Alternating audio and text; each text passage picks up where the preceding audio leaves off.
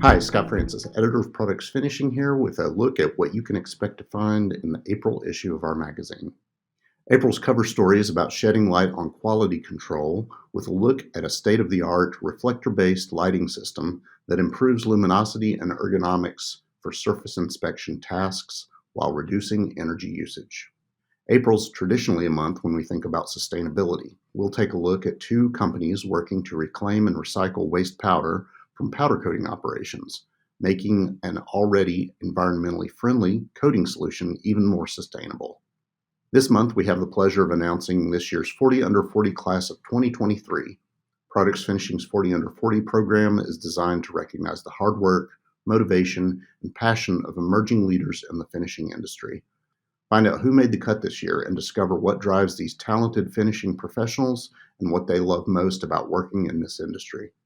You'll also find Products Finishing's quarterly parts cleaning section featuring a look at a modular ultrasonic cleaning system and insights into cleaning analysis.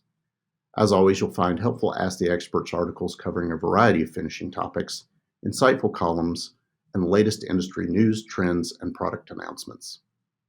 Visit pfonline.com and click on the latest issue tab to download or subscribe. Thanks a lot.